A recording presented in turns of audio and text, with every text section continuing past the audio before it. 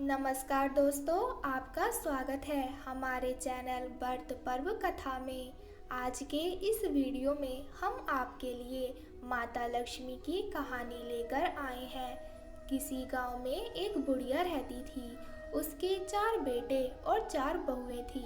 छोटी बहू मन की साफ, भोली और माता लक्ष्मी की भक्त थी। बुढ़िया अपनी छोटी बहू को सबसे अधिक स्नेह करती थी, जिस वजह से बाकी बहुएं उससे चिढ़ती थी। बुढ़िया के पास 4 भैंसें थीं। एक बार बुढ़िया 1 महीने के लिए तीर्थ पर जाने लगी तो अपनी बहुओं से बोली, सभी एक एक भैंसें रख लो और भैंस के दूध से घी जमा कर रखना। 1 महीने बाद मैं आकर देखूंगी कि किसने ज़्यादा घी इकट्ठा किया है। इससे तुम्हारी योग्यता का पता चलेगा। यह सुनकर बड़ी तीनों बहुएं बहुत ही खुश हुई, क्योंकि वो जानती थी कि छोटी बहू घर के काम में इतनी तेज नहीं है। उसका ज़्यादातर समय तो प्रभु भक्ति में ही जाता था। उसे दूध जमाना और घी बिलोना नहीं आता था, तो वो क्या ही बनाएगी। यह सोचकर सभी बहुएं खुश हो गईं। अगले दिन सास चली गई। सभी बहुओं ने अपनी अपनी भैंस बांध ली। छोटी बहू सबसे पूछती रही कि क्या करना है, कैसे करना है, परंतु किसी ने कुछ भी नहीं बताया।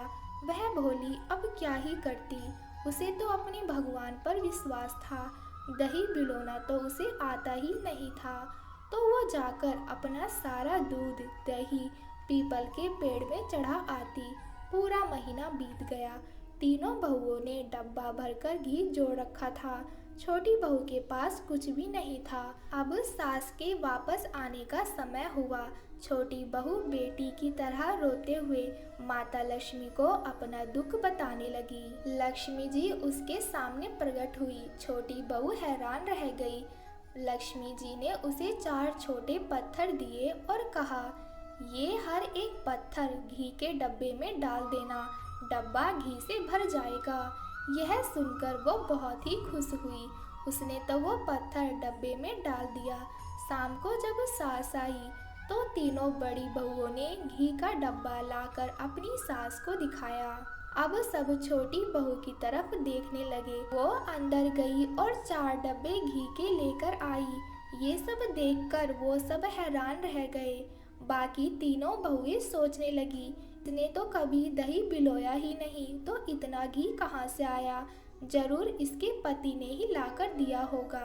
तब छोटी बहू बोली, मुझे तो घी बिलोना आता ही नहीं था और ना ही मुझे किसी ने बताया, तो मैं अपना दूध और दही ले जाकर पीपल के पेड़ में माता लक्ष्मी को चढ़ा आती थी।